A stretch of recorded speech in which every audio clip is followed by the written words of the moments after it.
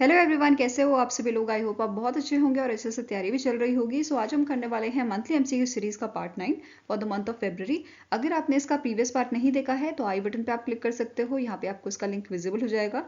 And इस lecture की जो पीडीएफ है वो हम शेयर करेंगे हमारे टेलीग्राम चैनल पर, जिसका लिंक डिस्क्रिप्शन बॉक्स में मैंने दिया हुआ है, आप इसे ज्वाइन कर सकते हैं। सो चलिए जल्दी से स्टार्ट करेंगे आज का लेक्चर। सो पहला क्वेश्चन है, the third edition of India energy week will be held in dash. तो हम सभी को पता है इंडिया एनर्जी वीक आपका रिसेंटली हुआ था, ठीक है, जो आपका गोवा में हुआ था, साउथ गोवा गोवा में ये हेल्ड हुआ था, ठीक है, साउथ गोवा गोवा में, ठीक है। इसका इनाग्रेशन पीएम मोदी जी ने किया था। अब यहाँ पे अनाउंसमेंट की गई थी अबाउट द थर्ड एडिशन, जो आपका न्यू दिल्ली दिल्ली में होगा 2025 में, ठीक है। तो आंसर यहाँ पे क्या हो जाएगा, it is option number B. अब यहीं पे फर्स्ट एडिशन का भी पूछा जा सकता है क्वेश्चन कि फर्स्ट एडिशन आपका कहाँ पे हुआ था, बेंगलुरु कर्नाटका में हुआ था, ठीक है। ये आपका था सेकेंड एडिशन, फर्स्ट हुआ था बेंगलुरु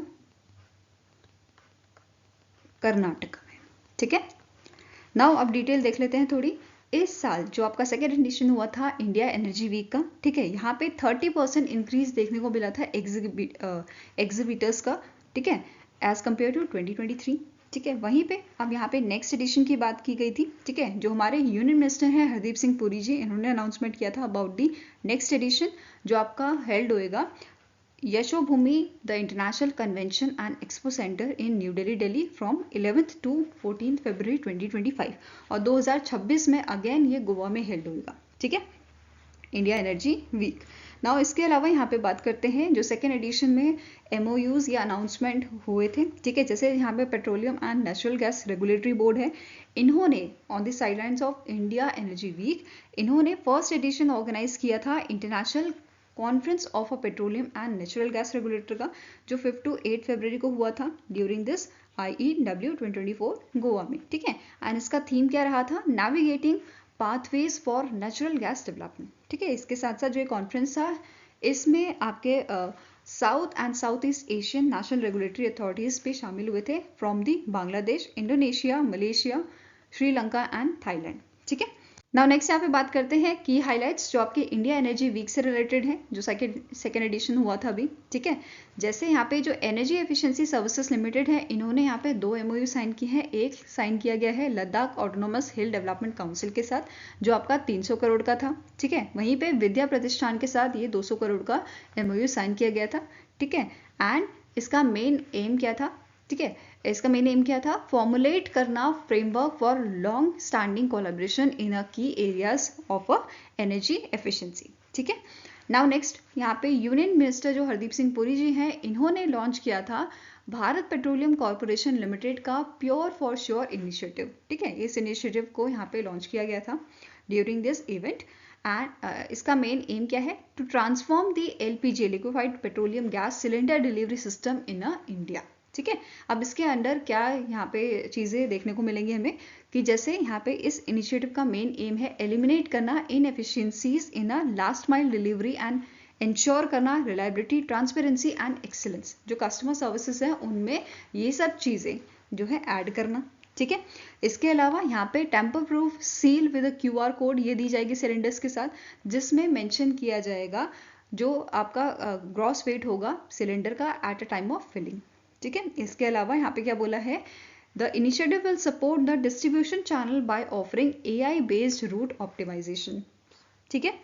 इस नाउ नेक्स्ट आपका है जो पेट्रो LNG लिमिटेड है, जो इंडिया की कंपनी है, इन्होंने यहाँ पे अनाउंस किया है कि ये 850 टन्स ऑफ गैस जो है ये डेली सप्लाई करेंगे श्रीलंका को through the containers for the 5 years beginning इन 2025, ठीक है। ये अनाउंसमेंट की गई थी by the MD and CEO of this company Akshay Kumar Singh. इसके साथ साथ यहाँ पे इन्होंने बोला था कि इनका प्लान है कि ये स्टैब्लिश करेंगे फ्लोटिंग स्टोरेज रीगैसिफिकेशन यूनिट को बाय 2028 इन श्रीलंका। कहाँ पे सेटअप किया जाएगा, श्रीलंका में, at a cost of 2500 crore, ठीक है। नाउ नेक्स्ट है, name the personality who has launch the 100 cube startup initiative eight IIT Bhubaneswar. तो ये जो इनिशिएटिव है जहाँ पे क्या बोला गया है, इस इनिशिएटिव का मेन एम क्या है कि जो उड़ीसा है, उड़ीसा के जब 100 एनिवर्सरी होगी उड़ीसा स्टेट की, तो तब तक इन्हें क्रिएट करने हैं 100 startup with valuation of 100 crore. ठीक है, तो ये एम लेके इस इनिशिएटिव को यहाँ पे जो है लॉन्च किया गया है। और यहाँ पे किसने इसे लॉन्च किया था, धर्मेंद्र प्रधान जी ने, जो हमारे यूनियन मिनिस्टर है, मिनिस्ट्री ऑफ एजुकेशन के। ठीक है, अब ये जो इनिशिएटिव आपका हुआ था, ये जो इवेंट हुआ था, ये आपका हेल्ड हुआ था रिसर्च एंड एंटरप्रेन्योरशिप पार्क में, जो आईआईटी भुवनेश्वर में लोकेटेड है। 2 दिन का 100 क्यूब स्टार्टअप कॉन्क्लेव यहाँ पे हुआ था, जिस इवेंट में इसे लॉन्च किया गया था। ठीक है, अब यहाँ पे मेन एम क्या है वो हम डिस्कस कर चुके हैं। नाउ नेक्स्ट यहाँ पे है कि इस इवेंट के दौरान, इस कॉन्क्लेव के दौरान, जो IREDA है, ठीक है, इंडिया रिन्यूएबल एनर्जी डेवलपमेंट जो है, इन्होंने आईआईटी भुवनेश्वर के साथ MOU साइन किया है to support innovation, research, technology transfer, and cultivate a thriving startup ecosystem in the renewable sector। तो ये ध्यान में रखना है। अब इसी के साथ साथ रिसेंटली जो IREDA है, इन्होंने यूनियन बैंक ऑफ इंडिया के साथ, ठीक है, यूनियन बैंक ऑफ इंडिया के साथ एंड आपका BOB के साथ, बैंक ऑफ बड़ौदा के साथ भी रिन्यूएबल एनर्जी प्रोजेक्ट्स के लिए MOU साइन किया है। ठीक है, अब जो IREDA है, ये एक मिनी रत्ना कंपनी भी है, मिनी रत्ना कैटेगरी 1 कंपनी, जिसे 2015 में जो है इस स्टेटस को दिया गया था। ठीक है, नाउ नेक्स्ट क्वेश्चन है, recently in February the government of India has granted income tax exemption. तो रिसेंटली गवर्नमेंट ऑफ इंडिया ने यहाँ पे एग्जेम्पशंस दी हैं डेयरी कॉर्पोरेटिव सोसाइटीज को under the income tax act 1961।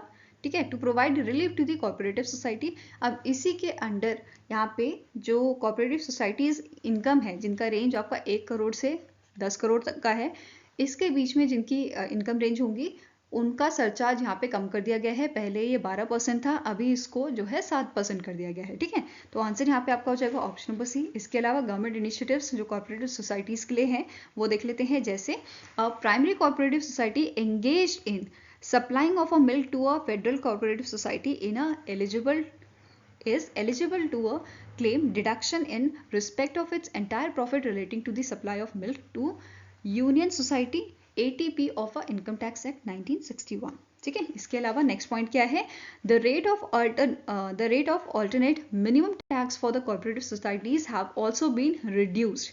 इसे 18.55% से कम करके 15% कर दिया गया है फॉर कॉर्पोरेटिव सोसाइटीज। ठीक है, नेक्स्ट आपके जो नेक्स्ट पॉइंट है, सेक्शन 269T जो है of income tax act has been amended. इसे यहाँ पे चेंज इसमें किया गया है to provide that where the deposit is repaid by the primary agriculture credit society, या फिर आपकी जो agriculture and rural development bank होंगे टू इट्स मेंबर, और such a loan is repaid to the PACs or a PCAR DBs, ठीक है, DB by its member in cash, no penal consequences shall arise if the amount of such loan or deposits including their outstanding balance is less than 2 lakh. तो ये याद रखना है, less than 2 lakh की यहाँ पे बात की जा रही है, और ये लिमिट पहले आपके 20,000 पर मेंबर हुआ करती थी। ठीक है, नेक्स्ट है हायर लिमिट ऑफ जो हायर लिमिट है यहाँ पे 3 करोड़ की for TDS on a cash withdrawal has been provided for the corporative societies against ₹1 crore threshold for applicability of a TDS 194N for the other recipient. इसके अलावा next point क्या बोला गया है, जो गवर्नमेंट ने प्रोवाइड किया है interest subvention to make a short-term crop loan up to 3 lakh available to the farmers at a interest rate of 7% per annum, and in case of prompt prepayment additional 3% interest subvention यहाँ पे दिया जाएगा। ठीक है, now next है, name the state that has launched a Van Mitra scheme and portal to encourage community participation in a tree plantation activities on non-forest land।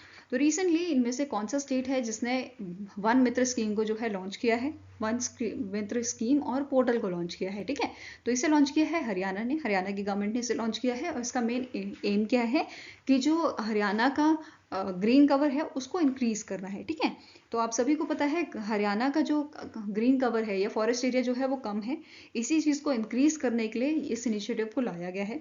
अब जो scheme है इसमें क्या बोला गया है कि जो लोकल कम्युनिटी है उनको एम्पावर करने के लिए, ठीक है, कि उनके लोग यहाँ पे पार्टिसिपेट करें, उनके लिए स्कीम है। ठीक है, इसके साथ साथ यहाँ पे स्कीम के थ्रू सर्वाइवल रेट जो है न्यू प्लांटेड ट्रीज का वो इंक्रीज करा होगा। ठीक है, एंड ट्री प्लांटिंग भी यहाँ पे नॉन फॉरेस्ट लैंड में इंक्रीज होगी, मतलब वो बढ़ेगा। ठीक है, तो बेसिकली टोटल मिला के जो आपका फॉरेस्ट एरिया होगा वो यहाँ पे इंक्रीज होगा, ग्रीन कवर यहाँ पे इंक्रीज होगा। ठीक है, अब एलिजिबिलिटी की बात करें स्कीम की, तो यहाँ पे एनुअल इनकम जिस फैमिली की 1.8 लाख से कम होगी वो इस स्कीम के लिए एलिजिबल है। ठीक है, जिसमें एज लिमिट रखी गई है 18 से 60 साल तक की, जो एज अ वन मित्र रजिस्टर कर सकते हैं और इस पोर्टल के थ्रू यहाँ पे रजिस्ट्रेशन हो जाएगी। ठीक है, अब एलिजिबल इंडिविजुअल्स जो होंगे उनको यहाँ पे आइडेंटिफाई किया जाएगा। ठीक है, they will be identified from the data of परिवार पहचान पत्र, जो मेंटेन कौन करता है, सिटीजन्स रिसोर्स इंफॉर्मेशन डिपार्टमेंट। ठीक है, जो इसे मेंटेन करेगा। फाइन, अब यहाँ पे क्या बोला गया है, जो वन मित्र है, वन मित्र मतलब ऐसे पर्सन जिनको सेलेक्ट किया जाएगा यहाँ पे। ठीक है, जो बेसिकली इस ट्री प्लांटेशन में पार्टिसिपेट करेंगे। ठीक है, उनको यहाँ पे इंसेंटिव दिया जाएगा और उनको यहाँ पे मेंटेन करना होगा प्लांट को 4 साल तक। ठीक है, और मैक्सिमम कितने सैम्पलिंग ये प्लांट कर सकते हैं, तो 1000 सैम्पलिंग को ये प्लांट कर सकते हैं। ठीक है, जो फर्स्ट ईयर होगा, फर्स्ट ईयर में वन मित्र को यहाँ पे 20 रुपीज पर पेट दिया जाएगा एंड 30 रुपीज यहाँ पे दिया जाएगा ईच सैम्पलिंग प्लांट। ठीक है, सैम्पलिंग को प्लांट करने के लिए। इसके अलावा इम्प्लीमेंटेशन की बात करें तो पहले फेज में यहाँ पे सेलेक्ट किए जाएंगे 7500 वन मित्र। ठीक है, for economically weaker section will be done through the portal, इस पोर्टल के थ्रू ये यहाँ पे किया जाएगा सिलेक्शन। ठीक है, इसके अलावा वन मित्र जो है they can select the non forest land for plantation anywhere in the village, town, city of their residence. तो ये सब चीजें यहाँ पे मेंशन की गई हैं। ठीक है, इसके अलावा यहाँ पे एडिशनल इन्फॉर्मेशन देख लेते हैं। एज पर दी हरियाणा फॉरेस्ट डिपार्टमेंट, जो रिकॉर्डेड फॉरेस्ट एरिया है हरियाणा का, ये आपका कितना है, इट इज 1559 स्क्वायर किलोमीटर, जिसमें से रिजर्व फॉरेस्ट आपका 249 स्क्वायर किलोमीटर का है एंड यहाँ पे 1158 स्क्वायर किलोमीटर जो है ये आपका प्रोटेक्टेड फॉरेस्ट के अंडर आता है एंड 152 स्क्वायर किलोमीटर आपका अनक्लास्ड फॉरेस्ट में यहाँ पे आता है। ये इन्फॉर्मेशन हरियाणा फॉरेस्ट डिपार्टमेंट के साइट पे आप देख सकते हो। ठीक है, इसके अलावा फॉरेस्ट सर्वे रिपोर्ट की बात करें तो फॉरेस्ट सर्वे रिपोर्ट 2021 की जो रिलीज हुई थी, ठीक है, उसके अकॉर्डिंग सबसे ज्यादा जो फॉरेस्ट कवर है आपका कौन से स्टेट में है, ये आपका मध्य प्रदेश में है, which is followed by Arunachal Pradesh, Chhattisgarh, Odisha and Maharashtra. वहीं पे अगर हम फॉरेस्ट कवर की बात करें इन टर्म्स ऑफ परसेंटेज, तो टोटल यहाँ पे आपके टॉप 5 स्टेट्स कौन कौन से आ जाते हैं, मिजोरम, अरुणाचल प्रदेश, मेघालय, मणिपुर एंड नागालैंड। ठीक है, तो ये सारी इंफॉर्मेशन आपके इस सर्वे से हमें यहाँ पे मिली है। ठीक है, now next question है, the first ever state of world's migratory species report was released at the convention on the conservation of a migratory species of wild animal, या जिसे हम बॉन कन्वेंशन भी बोलते हैं। ठीक है, इसका मेन एम क्या होता है, ये एक इंटरनेशनल अग्रीमेंट है जिसका मेन एम है कि जो माइग्रेटरी स्पीशीज है उनको कंजर्व करना, उनको बचाना। ठीक है, अब ये जो कन्वेंशन था आपका, ये आपका कहाँ पे हेल्ड हुआ था, उज्बेकिस्तान में हेल्ड हुआ था, ये 12 से 17 फरवरी को। ठीक है, तो ये ध्यान में रखना है। अब यहाँ पे जो रिपोर्ट रिलीज की गई थी, ठीक है, ये कन्वेंशन जो था बेसिकली इस कन्वेंशन में रिपोर्ट रिलीज की गई थी और इस कन्वेंशन का स्लोगन आपका है नेचर नोज नो बॉर्डर्स। ठीक है, अब जो रिपोर्ट है, इस रिपोर्ट को प्रिपेयर किसने किया है, conservation scientist in collaboration with the United Nation Environment Programme, World Conservation Monitoring Centre and CMS, इन सब ने मिलकर इसको रिपोर्ट को बनाया है। ठीक है, अब इस रिपोर्ट के अकॉर्डिंग जो ह्यूमन एक्टिविटीज है, ये सबसे ज्यादा, ये आप बोल सकते हो ये प्राइमरी कॉज है कि जो माइग्रेटरी स्पीशीज है उनके डिक्लाइन के लिए। ठीक है, और इसके अलावा यहाँ पे ओवर एक्सप्लॉयटेशन जो है, ठीक है, ये इम्पैक्ट करती है 70% स्पीशीज को जो यूएन लिस्ट में शामिल है। ठीक है, इसके अलावा हैबिटेट लॉस जो है ये आपका 75% हमारी जो स्पीशीज है माइग्रेटरी स्पीशीज उनको इफेक्ट करता है। ठीक है, नाउ अब इस रिपोर्ट में ये मेंशन किया गया था जो थ्रेटेंड स्पीशीज हैं, which includes 1 in a 5 species of a migratory birds, fish, reptiles, mammals and insect. ठीक है, of these species covered by the UN's United Nations CMS, 82% listed as being in a danger of extinction. तो ये आपको ध्यान में रखना है, 82% ऐसे हैं जो बेसिकली एक्सटेंशन के कगार पे हैं and threatened with a 76% experiencing population decline. ठीक है, Now 44% ऐसे स्पीशीज यहाँ पे हैं migratory species which are listed under the CMS as experiencing population decline. ठीक है, इसके अलावा 22% ऐसे हैं CMS लिस्ट में स्पीशीज ऐसे हैं they are threatened with the extension. तो ये सारे इन्फॉर्मेशन इस रिपोर्ट में state of world migratory species report में मेंशन की गई थी। ठीक है, नाउ नेक्स्ट क्वेश्चन है which of the following statement is are correct with respect to the IRDAI regulation 2024 जो इन मंथ ऑफ फरवरी रिलीज की गई थी। तो पहला स्टेटमेंट है IRDAI ने यहाँ पे क्या बोला है, रेगुलेशन 2024 में IRDAI बीमा सुगम insurance electronic marketplace Regulation 2024 for a digital infrastructure called Bima Sugam. As per the regulation, not for profit company will be established as a Section 8 of the Companies Act 2013. IRDAI will nominate 2 members on the board of company and prior approval from IRDAI should be received to appoint chairperson and CEO of the company both A and B and all A, B and C. तो answer यहाँ पे आपका हो जाएगा option number ई, सारे statement correct हैं। ठीक है, अब यहाँ पे IRDAI ने ये रेगुलेशंस निकाले क्यों है, इसका मेन ऑब्जेक्टिव क्यों है। ठीक है, तो ऑब्जेक्टिव क्या है इसके, to empower and protect the interest of policy holders, to increase penetration of insurance in India, ठीक है, and to enhance availability, accessibility and affordability. ठीक है, तो ये सारे मेन ऑब्जेक्टिव है इस रेगुलेशंस के लिए। ठीक है, नाउ इसके अलावा यहाँ पे और क्या चीज़ मेंशन की गई थी, the company will develop and maintain the market place to provide service to insurance stake holders. Share holding जो होगी कंपनी की ये आपकी होगी अमंग दी लाइफ, जर्नल और हेल्थ इंश्योरेंस। ठीक है, health insurer with a no controlling stakes and shareholding shall contribute to the capital if required. इसके अलावा जो बोर्ड है इनको यहाँ पे रिस्क मैनेजमेंट कमेटी जो है बनानी होगी। ठीक है, इसके अलावा जो प्लेटफॉर्म है, the platform will prioritise user control over the data and interaction enhancing trust and privacy. तो ये सारी चीज़ें यहाँ पे मेंशन की गई थी। ठीक है, Now next our question है, recently in February IRDAI proposed to extend the free look period for insurance policy from 15 days to dash days to ensure protection of our policy holders interest. तो सबसे पहले जानते हैं free look up period क्या होता है या free look period क्या होता है। ठीक है, नाम से क्या पता चल रहा है, फ्री। ठीक है, तो ऐसा पीरियड जहाँ पे जैसे लेट्स टेक द एग्जांपल, मैंने एक पॉलिसी ली है, ठीक है, ABC कंपनी से। अब मेरे को क्या हो रहा है कि मेरे को समझ नहीं आ रहा है कि इस पॉलिसी का मतलब एक्चुअल यूज़ मेरे लिए हो रहा है कि नहीं हो रहा है, तो मैं क्या करूँगी, उसको कैंसिल कर दूंगी। ठीक है, या मैं उसको रिटर्न कर दूंगी। ठीक है, तो अगर मैंने इनिशियली कितना डेज है ये 15 डेज, अगर मैंने इस 15 डेज के अंडर ये पॉलिसी रिटर्न कर दी है, इन दैट केस मेरा कोई भी अमाउंट जो है, इनिशियल प्रीमियम जो है वो सारा मेरा रिफंड कर दिया जाएगा, कुछ भी चीज़ उसमें से कटेगा नहीं। ठीक है, तो ये फ्री लुक पीरियड होता है।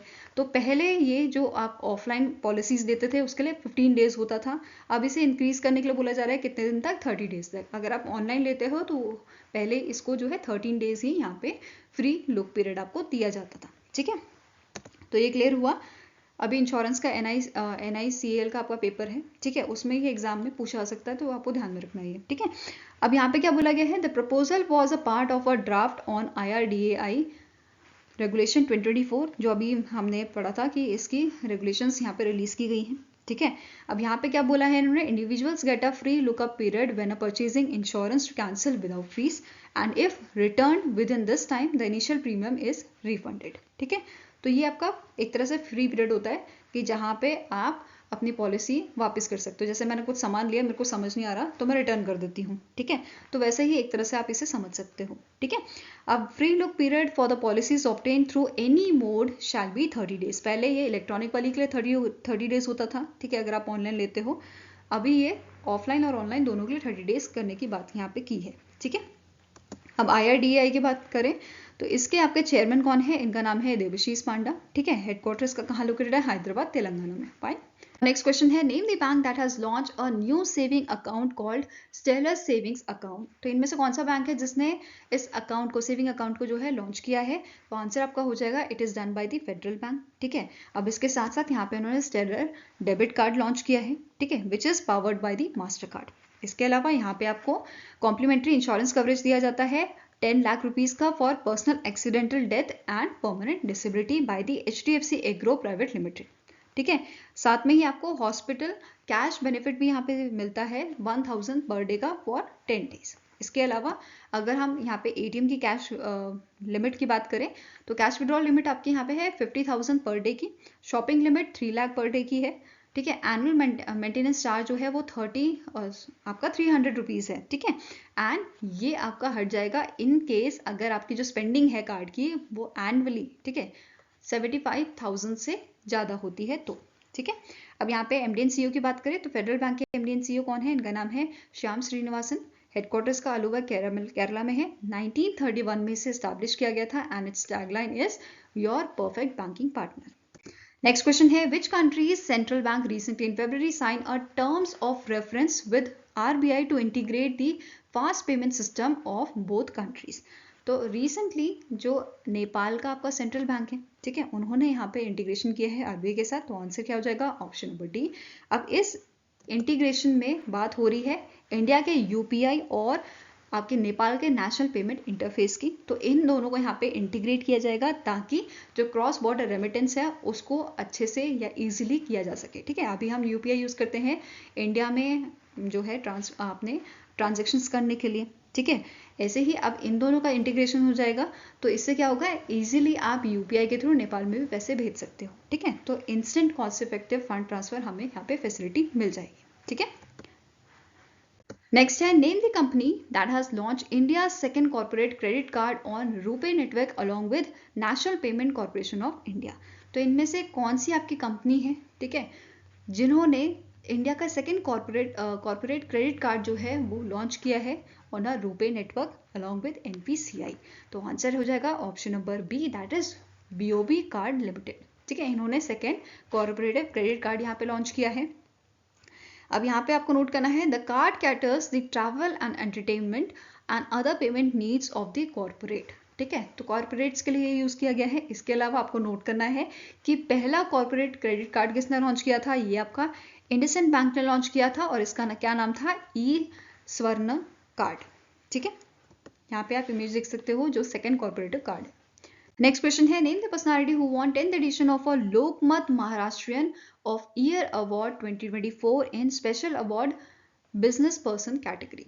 तो यहाँ पे जो आपका मराठी न्यूज़पेपर है लोकमत, वो इस अवार्ड को प्रेजेंट करता है और इस बार स्पेशल कैटेगरी में, ठीक है, बिजनेस पर्सन कैटेगरी में ये अवार्ड दिया गया है आपका ईशा अंबानी को, जो डायरेक्टर है रिलायंस रिटेल वेंचर लिमिटेड की, ठीक है। ये ध्यान में रखना है आपको। यहाँ पे आप इमेज देख सकते हो। ईशा अंबानी को ये अवार्ड दिया गया था for her remarkable contribution in the field of business, ठीक है।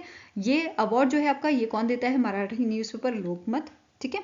एंड जो इनकी मदर है नीता अंबानी, इनको भी 2016 में ये अवार्ड दिया गया था, ठीक है। नेक्स्ट है यहाँ पे बाकी जो लिस्ट है वो आप देख सकते हो। जैसे public service social service category में हरीश चंद्र सूधे को ये अवार्ड दिया गया है। ऐसे ही IAS प्रॉमिसिंग में ये दिया गया है विवेक जॉनसन को।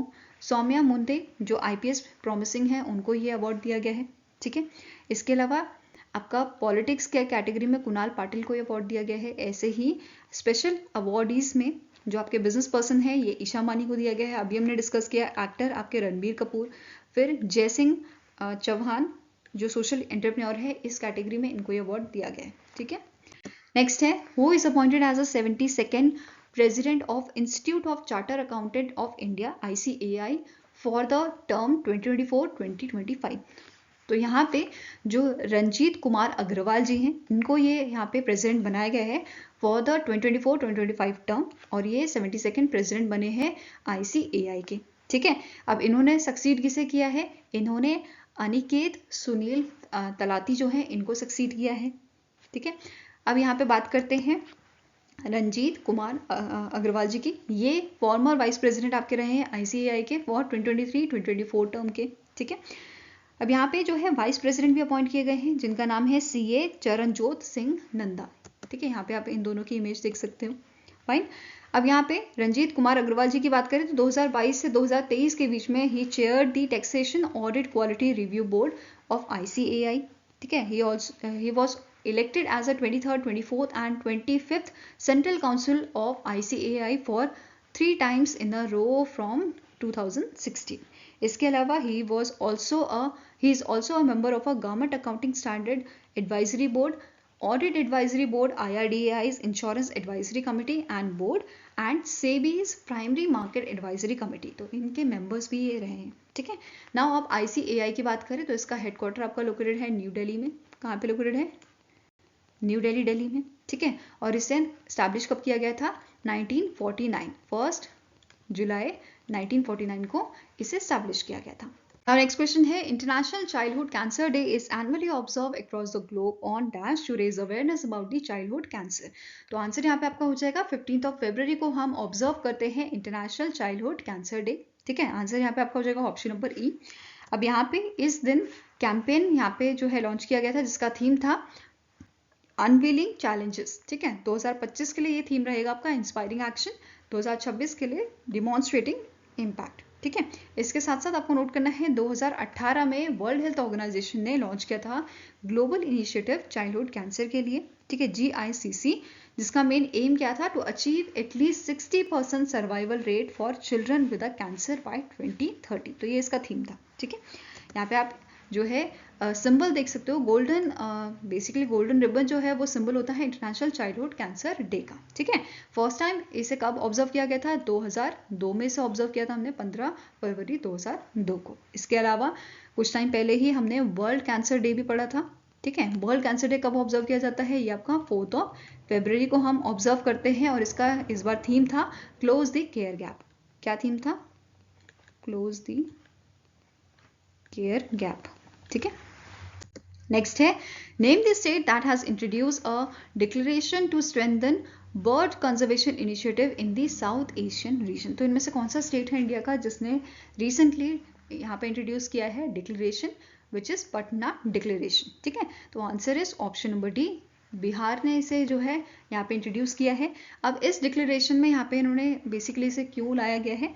ताकि जो बर्ड कंजर्वेशन इनिशिएटिव्स हैं उनको मजबूत किया जा सके, ठीक है, and to address the challenges posed by the illegal hunting in the south Asian region, ठीक है।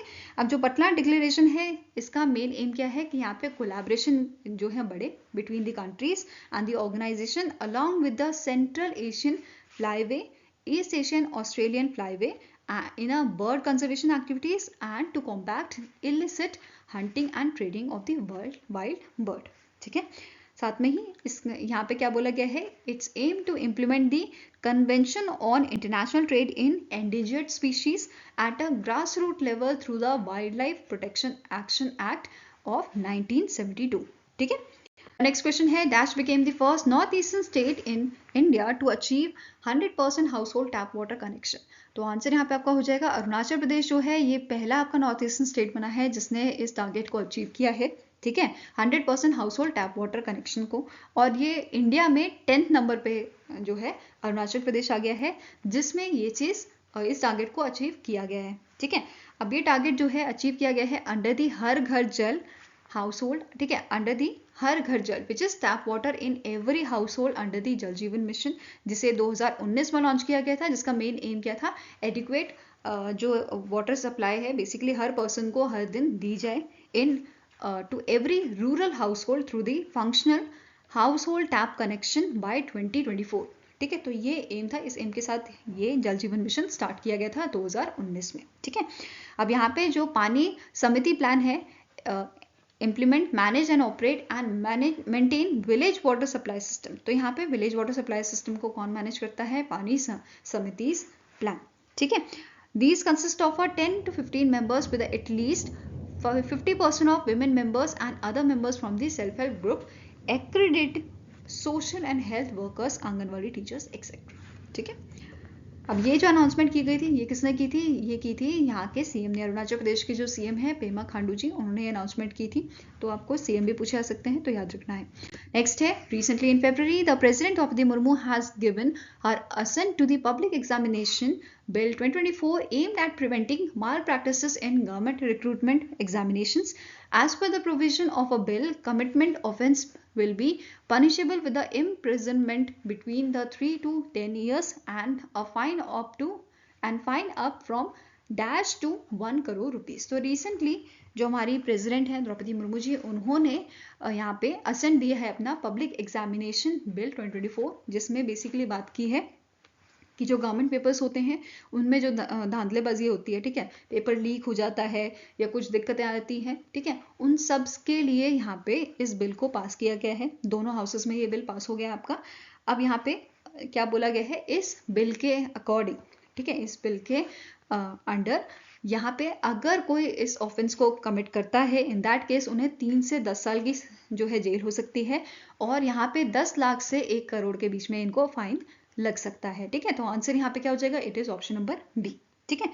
मेन एम क्या है इस बिल का, कि ट्रांसपेरेंसी लाना, ठीक है, यहाँ पे फेयरनेस आनी चाहिए, क्रेडिबिलिटी आनी चाहिए, इन सब चीज़ों को यहाँ पे हमें बढ़ाना है, उसको फॉस्टर करना है, ठीक है, पब्लिक एग्जामिनेशन सिस्टम में। तो इस वजह से इस बिल को लाया गया है।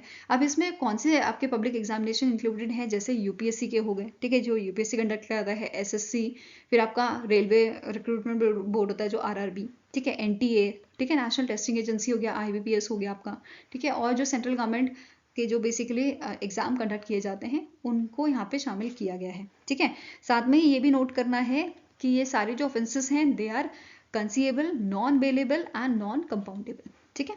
अब इसके साथ साथ जो आपके सर्विस प्रोवाइडर हैं उनके लिए भी यहाँ पे जो है स्ट्रिक्ट एक्शन लिए गए हैं, वो अभी डिस्कस करेंगे। उससे पहले प्रोहिबिटेड एक्टिविटीज जो हैं वो देख लेते हैं, जैसे अनऑथराइज एक्सेस और leakage of a question papers और आंसर की, ये मेंशन किया गया है। Then assisting a candidate during the public examination, tampering with the computer network, conducting fake examination, issuing fake admit cards and offer letter, ठीक है। इसके साथ साथ disclosing exam related confidential information before time and unauthorise people from entering exam centre to create disruption. तो ये सारी चीज़ें यहाँ पे प्रोहिबिटेड की गई हैं एक्टिविटीज़। इसके अलावा सर्विस प्रोवाइडर की हम बात कर रहे थे, जैसे जो सर्विस प्रोवाइडर है अगर वो अपना एग्जाम सेंटर शिफ्ट करता है without the permission of the examination authority, तो यहाँ पे उसके लिए एक्शन लिया जाएगा। इसी के साथ साथ अगर कोई ऑफेंस यहाँ पे सर्विस प्रोवाइडर के जरिए होता है, इन दैट केस उसे 4 साल तक बैन कर दिया जाएगा कि वो पब्लिक एग्जामिनेशन कंडक्ट नहीं करा सकता, ठीक है। इसके अलावा कॉस्ट ऑफ एग्जामिनेशन भी वहाँ पे रिकवर किया जा सकता है फ्रॉम द सर्विस प्रोवाइडर, ठीक है। तो ये भी ध्यान में रखना है आपको, ये स्ट्रिक्ट एक्शन भी यहाँ पे इसमें मेंशन किए गए हैं, ठीक है। नाउ नेक्स्ट है, the government of India has announced the first ever national Creator Award for a New Age Influencers and Content Creator, and to celebrate India's digital creator economy, the award will be presented in how many categories? तो देखो आपने YouTube का creator award तो देखा ही होगा, ठीक है, सबको पता होगा। अब इसी को देखते हुए गवर्नमेंट ऑफ इंडिया ने भी अनाउंस किया है नेशनल क्रिएटर अवार्ड, ठीक है। इसमें टोटल 20 कैटेगरीज जो हैं वो शामिल की गई हैं, जिसमें से आपकी 19 कैटेगरी इंडिया वालों के लिए है, ठीक है, और एक कैटेगरी इंटरनेशनल क्रिएटर्स के लिए, ठीक है। तो ये ध्यान में रखना है। एलिजिबिलिटी की बात करें तो 18 साल यहाँ पे मिनिमम एज होनी चाहिए जब नॉमिनेशन हो रही हो, ठीक है। प्लेटफॉर्म कौन कौन से इंक्लूड किए गए हैं, जैसे इंस्टाग्राम, यूट्यूब, एक्स जो आपका ट्विटर था, लिंक्डइन, फेसबुक, ये सारे प्लेटफॉर्म्स यहाँ पे मेंशन किए गए हैं। लैंग्वेज की बात करें तो इंग्लिश और कोई भी इंडियन लैंग्वेज यहाँ पे चल जाएगी, ठीक है। नॉमिनेशन लिमिट्स क्या है, अगर आप सेल्फ नॉमिनेट कर रहे हो तो मैक्सिमम 3 कैटेगरी के लिए आप कर सकते हो, वहीं पे नॉमिनेटर अगर आपको प्रपोज कर रहे हैं इन दैट केस 20 कैटेगरीज में यहाँ पे नॉमिनेट किया जा सकता है एक पर्सन को, ठीक है। अब मैंने यहाँ पे बताया था 19 कैटेगरी आपकी किसकी है, नेशनल्स की, ठीक है, जिसमें 19 कैटेगरी में ही यहाँ पे सिंगल विनर रहेगा, वेयर एज जो इंटरनेशनल डिजिटल क्रिएटर कैटेगरी है इस कैटेगरी में 3 विनर यहाँ पे अनाउंस किए जाएंगे, ठीक है। यहाँ पे आप सारी कैटेगरी देख सकते हो आराम से वीडियो पॉज करके। Now next है, which country recently in February signed an MOU with India on sharing India's open source digital public infrastructure? तो इनमें से कौन सी आपकी कंट्री है जिसने रिसेंटली MOU साइन किया है इंडिया के साथ, इंडिया के open source digital public infrastructure को आपका शेयर करने के लिए। बेसिकली DPI है क्या, ये पहले ये समझते हैं। देखो इंफ्रास्ट्रक्चर क्या होता है, इंफ्रास्ट्रक्चर से आप अगर मैं बोलूँ कि देश का इंफ्रास्ट्रक्चर है तो उसमें आपका ब्रिज आ गए, जो बने हुए ब्रिजेस, रोड्स आ गई, रेलवे आपका नेटवर्क आ गया, ठीक है, रेलवे प्लेटफॉर्म्स जो होते हैं वो बनते हैं, तो ये सारे इंफ्रास्ट्रक्चर में आ गया, ठीक है, जो इंडिया की इकोनॉमी को बूस्ट करता है। ऐसे ही यहाँ पे डिजिटल पब्लिक इंफ्रास्ट्रक्चर्स भी होते हैं, ठीक है। अब ये क्या हो गए, जैसे आपके डिजी लॉकर हो गए, ठीक है, UPI हो गया, ये भी आपका DPI का पार्ट है, आपका आधार कार्ड हो गया, तो ये सारी चीज़ें भी इंडिया को बूस्ट करती हैं, ठीक है, इंडिया की इकोनॉमी को बूस्ट करती हैं। इसी चीज़ के लिए, इसी को शेयर करने के लिए जो कोलंबिया है, कोलंबिया ने MOU साइन किया है इंडिया के साथ, ठीक है। तो आंसर यहाँ पे क्या हो जाएगा, it is option number B. अब आप बोलोगे ये डिजिटल पब्लिक इंफ्रास्ट्रक्चर कैसे हेल्प कर रहा है इंडिया को। अब जैसे देखो यूपीआई के थ्रू हम ट्रांजेक्शन करते हैं, ठीक है।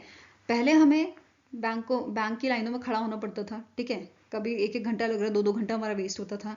किस चीज़ के लिए? हमें 5,000 किसी को भेजने जैसे, ठीक है। 5,000 अमाउंट किसी को भेजना है। अब हम क्या करते हैं, यूपीआई के थ्रू 2 मिनट में भेज देते हैं। तो हमारा यहाँ पे टाइम बच रहा है, वो टाइम हम सेल्फ डेवलपमेंट में लगा सकते हैं, ठीक है। उससे हमारी ग्रोथ होगी, और हमारी ग्रोथ होगी तो इंडिया की भी ग्रोथ होगी, ठीक है। तो ये आपका एक छोटा सा एग्जाम्पल था इसका, ठीक है। नाउ क्वेश्चन पे आते हैं। आंसर यहाँ पे आपका क्या था? कोलंबिया ने एमओयू साइन किया है डीपीआई के लिए इंडिया के साथ, ठीक है।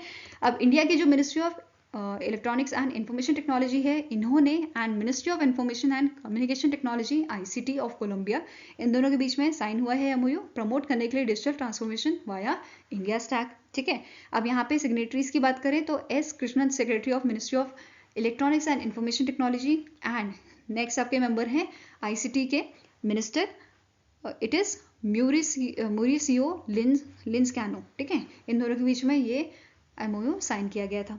फाइन। नाउ नेक्स्ट क्वेश्चन है, the national women's day is annually observed on dash to commemorate the birth anniversary of Sarojini Naidu, ठीक है।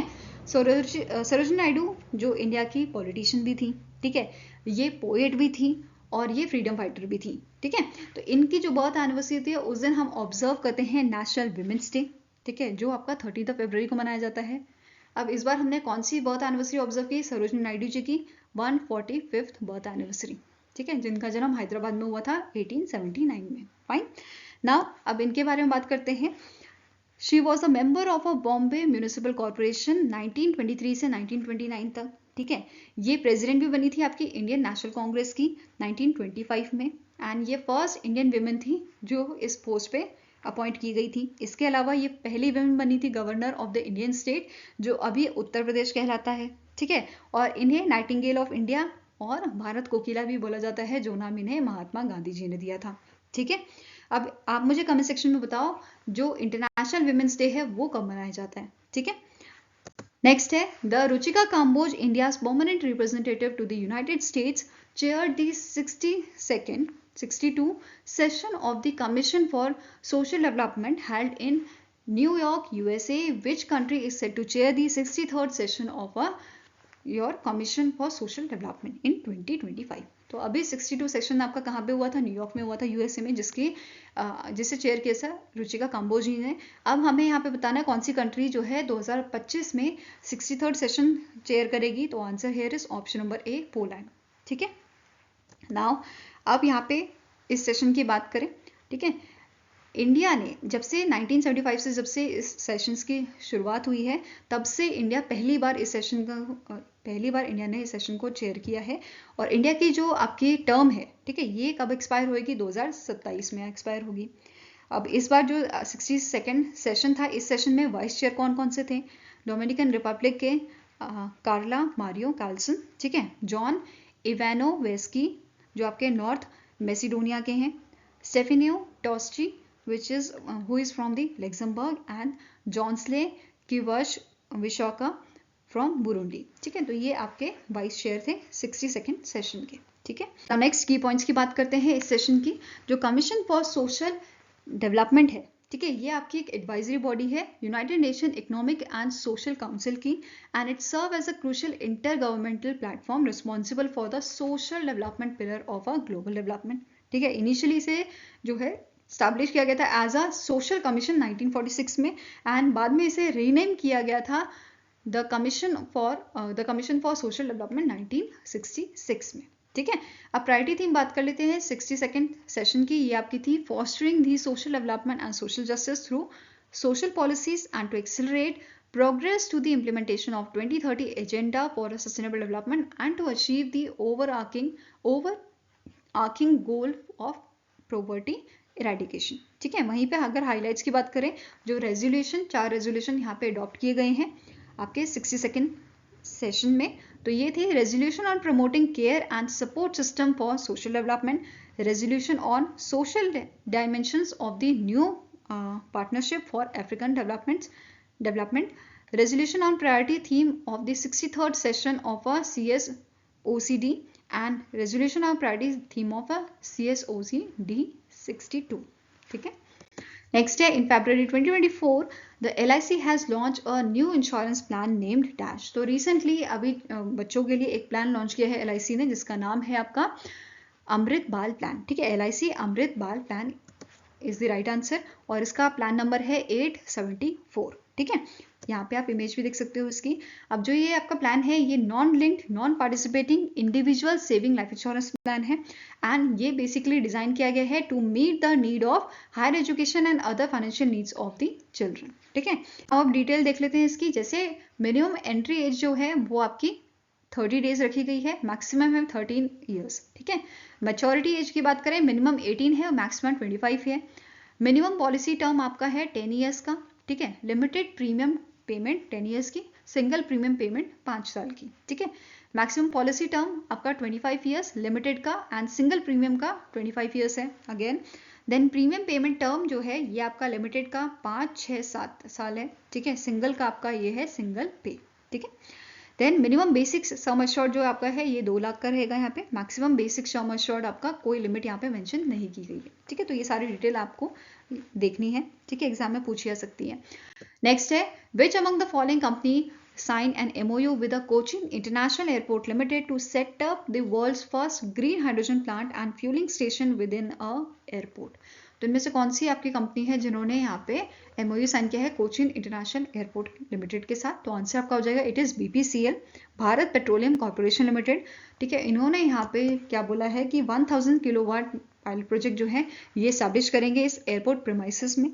ठीक है, एंड जो प्लांट है ये आपका कंप्लीट हो जाएगा, it is expected to be completed by the 2025। ठीक है, अब BPCL की बात करें जो एक आपकी महारत्ना कंपनी है, जिसे महारत्ना का स्टेटस 2017 में दिया गया था। ठीक है, महारत्ना स्टेटस। ठीक है, नाउ स्टैटिक इन्फॉर्मेशन देखें तो इसके करंट CMD हैं G कृष्ण कुमार, हेडक्वार्टर्स का मुंबई महाराष्ट्र में लोकेटेड है।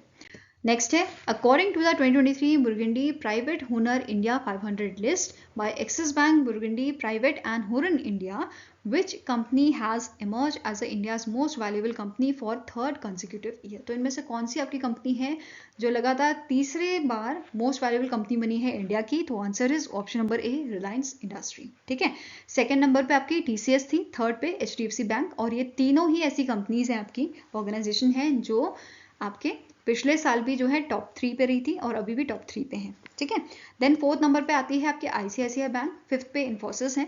ठीक है, सिक्स्थ है भारतीय एयरटेल, ITC आपका 7th में है, लार्सन एंड टर्बो 8th, then HCL and Kotak Mahindra आपकी 9th और 10th पोजीशन पे थी। ठीक है, वहीं पे यहाँ पे आप देख सकते हो जो ये जो आपके एरो है ना अपर डायरेक्शन में, ये है जिनकी रैंक इंक्रीज हुई है, एंड जिनके डाउनवर्ड में है उनकी रैंक डिक्रीज हुई है। ठीक है, वहीं पे आपके जो वहीं पे जो ये डैश आपको यहाँ पे दिख रहा है, ठीक है, ये डैश ये आपका बता रहा है कि इनकी जो रैंक है वो सेम रही है, चेंज यहाँ पे कोई नहीं आया। और जो यहाँ पे एस्ट्रिक लगाए गए हैं, एस्ट्रिक का मतलब है कि ये टॉप 10 में नई कंपनीज ऐड हुई हैं। ठीक है, नाउ यहाँ पे अगर बात करें कैटेगरी वाइज तो मोस्ट वैल्यूएबल कंपनी आपकी RIL रही है, रिलायंस इंडस्ट्रीज रही है। ठीक है, मोस्ट वैल्यूएबल अनलिस्टेड कंपनी में सबसे पहला नाम आपका सीरम इंस्टीट्यूट ऑफ इंडिया का रहा है। लार्जेस्ट वैल्यू क्रिएटर में सर्विसेज इंडस्ट्री, ठीक है, इन्फोएज। देन लार्जेस्ट एम्प्लॉयर्स की बात करें TCS, highest direct tax payer RIL।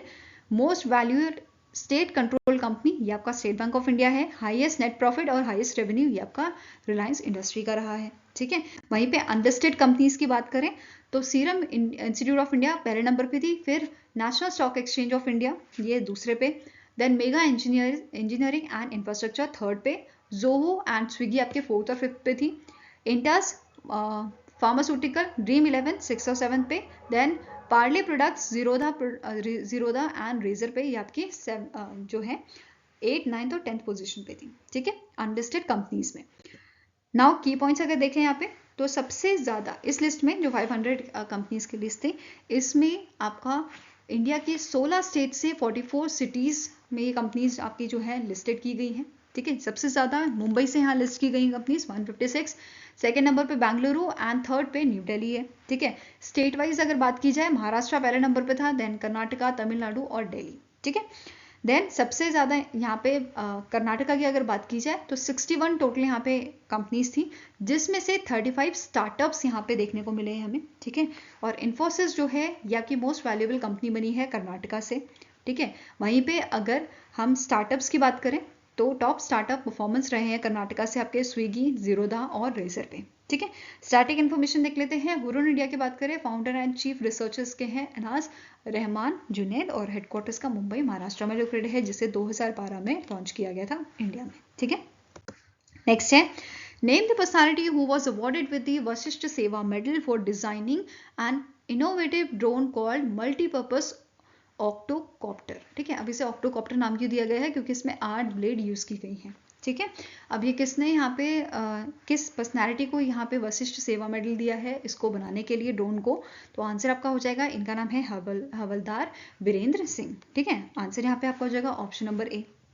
अब इसकी बात करें ऑक्टोकॉप्टर की जो ड्रोन है, ठीक है, ये ड्रोन जो है ये मल्टीपर्पज आपका ड्रोन है, वर्सटाइल ड्रोन है, which is capable of surveillance operations, ठीक है, surveillance operation, grenade dropping, aerial target engagement with weapons like AK-47, logistic operation, इन सब चीज़ों में ये काम आएगा, ठीक है।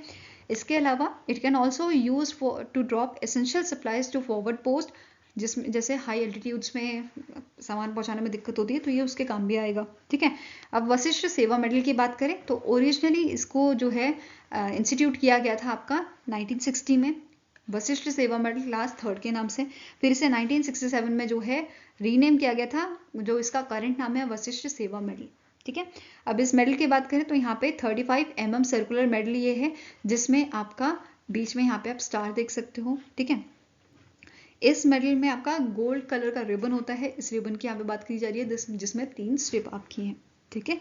इसके अलावा जो यहाँ पे हवलदार वीरेंद्र सिंह है, ये आपके सिख रेजिमेंट से बिलोंग करते हैं, ठीक है। अब यहाँ पे बात हो रही है आर्मी की, तो आर्मी का हेडक्वार्टर कहाँ लोकेटेड है, न्यू दिल्ली में लोकेटेड है, ठीक है। और current chief of army staff कौन है, इनका नाम है जनरल मनोज पांडे, ठीक है, मनोज पांडे नाम है इनका, ठीक है। नेक्स्ट यहाँ पे आप पूरी जो लिस्ट है वो देख सकते हो, टोटल इस बार 130 वशिष्ठ सेवा मेडल जो है दिए गए हैं प्रेसिडेंट द्रौपदी मुर्मू ने, ठीक है। यहाँ पे पूरी लिस्ट मैंने ऐड की हुई है, वीडियो पॉज करके आप आराम से देख सकते हैं।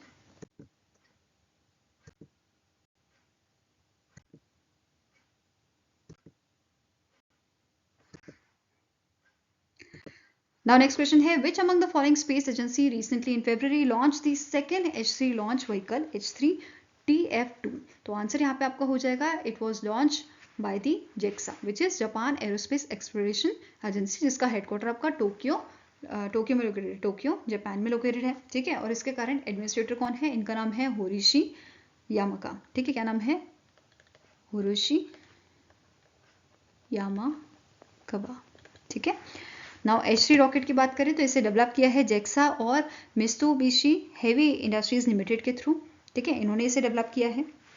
एंड यहाँ पे बेसिकली इसने एक dummy satellite VEP-4 vehicle evaluation payload 4 and 2 यहाँ पे माइक्रो सैटेलाइट्स आपकी जो है वो कैरी करी थी, CE-SAT-1 and TIR-SAT for earth observation purpose, ठीक है। इसका कॉस्ट जो है ये कॉस्ट इफेक्टिव रॉकेट है, जिसे 6.5 मेट्रिक टन पेलोड के लिए बनाया गया है एंड इसका एक लॉन्च का, ठीक है, पर लॉन्च इसका खर्चा कितना है, 5 बिलियन जापानीज येन, ठीक है। नेक्स्ट है, which ministry has issued scheme guidelines for implementation of a pilot projects for the use of green hydrogen in a transport sector under the national green hydrogen mission? तो इनमें से कौन सी ministry ने इसे launch किया है guidelines को, तो आंसर आपका हो जाएगा ministry of new and renewable energy ने, तो answer is option number A, ठीक है। नाउ इसकी बात करें तो जो प्रोजेक्ट्स हैं ये इंप्लीमेंट कौन करेगा, ministry of road transport and highways and the scheme implementing agencies nominated under this scheme, ठीक है। अब जो आपकी ministry of new and renewable energy है ये फंड करेगी आपके SIAs को, ठीक है, स्कीम इंप्लीमेंटिंग एजेंसीज को, on the recommendation of the project appraisal committee, ठीक है। टोटल यहाँ पे बजट जो है इसके लिए दिया गया है 496 करोड़ का टिल फाइनेंशियल ईयर 2026, ठीक है। अब 2 टाइप के प्रोजेक्ट्स यहाँ पे बेसिकली रहेंगे, एक कंपोनेंट ए जिसमें इंक्लूड किया गया है deployment of a green hydrogen as a fuel in buses, trucks, four wheelers vehicle, ठीक है। देन नेक्स्ट आपका कंपोनेंट क्या है, it will basically it is to develop technologies for supporting infrastructure like hydrogen refuelling station. ठीक है, next है which state has approved Swatantra Yuva Udyami scheme which is Swayam scheme to provide interest free loans to unemployed under employed youths and to promote self employment among the youths in the state. तो इनमें से कौन सी state government है जिन्होंने स्वयं scheme को जो है अप्रूव किया है? तो आंसर हो जाएगा option number B, that is Odisha ने। ठीक है, ओडिशा गवर्नमेंट ने इस स्कीम को लॉन्च किया है जहां पे अप टू 1 लाख तक का जो लोन है वो इंटरेस्ट फ्री दिया जाएगा। ठीक है, आपके जो यूथ्स हैं उनको, ठीक है, ताकि जो अगर वो करंटली उनके पास कोई बिजनेस है तो उसको एक्सपैंड कर सके या अपना जो स्टार्टअप है वो खोल सके। ठीक है, इसके लिए टोटल बजट जो दिया गया है 448 करोड़ का दिया गया है। एलिजिबिलिटी की बात करें तो 18 to 35 ईयर्स की इसकी एज है एंड अगर स्पेशल कैटेगरी है तो 40 ईयर्स तक यहाँ पे एक्सटेंशन दिया गया है एज का। ठीक है, इसका मेन एम क्या है? बेनिफिट करना 1 लाख एलिजिबल लोगों को in a rural youth over 2 years. ठीक है, साथ में ही अगर रूरल एरियाज की बात करें तो जो एप्लीकेंट्स फैमिली है वो आपकी कवर्ड होनी चाहिए Krushak assistance for livelihood and income augmentation, that is Kalia और बिजू स्वास्थ्य कल्याण योजना के under and should earn less than ₹2 lakh annually where family employs self and spouse. ठीक है, अर्बन एरियाज की बात करें तो ये आपका रखा गया है क्राइटेरिया कि यहाँ पे इनकम जो है वो आपके लेस देन 3 लाख होनी चाहिए एनुअली और ये कवर्ड होने चाहिए आपके बिजू स्वास्थ्य कल्याण योजना के अंडर। ठीक है, नेक्स्ट आपका क्वेश्चन है name the personality who is appointed as a new chief justice of Karnataka high court. तो रिसेंटली इन मंथ ऑफ फरवरी जो आपके NV अंजारिया हैं इनको अपॉइंट किया गया है chief justice Karnataka high court का और इन्होंने रिप्लेस किया है PS दिनेश कुमार को। ठीक है, इन्होंने सक्सीड किया है PS दिनेश कुमार को। फाइन, यहाँ पे आप इमेज देख सकते हो जस्टिस NV अंजारिया की। ठीक है, नेक्स्ट है in February 2024 the defence acquisition council under the chairmanship of रक्षा मंत्री Rajnath Singh accorded approval for the acceptance of necessities for various capital acquisition proposals amounting ₹dash crore. तो कितने करोड़ का यहाँ पे जो है AON जो है वो अप्रूव किया गया है by the defence acquisition council. ठीक है, तो आंसर आपका हो जाएगा इट इज 84,560 करोड़ का। ठीक है, आंसर है इज ऑप्शन नंबर ई। अब इसमें कौन कौन से प्रपोजल इंक्लूड किए गए हैं? New generation anti tank mines, air defence tactical control radar, heavy weight torpedoes, ठीक है, medium range maritime resonance and multi mission maritime aircraft, flighting refueller aircraft and software defined radios. ठीक है, now next है the Indian Air Force recently in February conducted exercise वायु शक्ति 2024 in dash। तो ये आपकी जो एक्सरसाइज है इंडियन एयरफोर्स की ये आपकी हेल्ड हुई थी पोखरण राजस्थान में। तो आंसर यहाँ पे है ऑप्शन नंबर ए। ठीक है, इसकी थीम रही थी आपकी lightning strike from the sky, lightning strike from the sky. अब टोटल यहाँ पे जो है 121 एयरक्राफ्ट ने पार्टिसिपेट किया था। ठीक है, एंड इसमें एग्जाम्पल जैसे आपके रफेल हो गए, SU-30 MKI, MiG-29, मिराज 200, तेजस, हॉक, ये सब यहाँ पे इन्होंने पार्टिसिपेट किया था। ठीक है, अब इसके अलावा कौन कौन सी इंडियन एयरफोर्स की एक्सरसाइज आप जानते हो? Please let me know in the comment section. I hope guys आपको ये वीडियो पसंद आया हो। अगर पसंद आया तो लाइक एंड शेयर जरूर कीजिएगा और हमारे साथ जुड़ने के लिए हमारे चैनल को सब्सक्राइब कीजिएगा। अगर आपके कुछ सजेशन है तो आप हमें मेल कर सकते हो benchmarkstudy007@gmail.com पे या फिर आप हमें कमेंट सेक्शन में भी लिख सकते हैं। सो मिलेंगे ऐसे ही नेक्स्ट वीडियो के साथ। Till then take care, have a nice day and all the best for your preparations.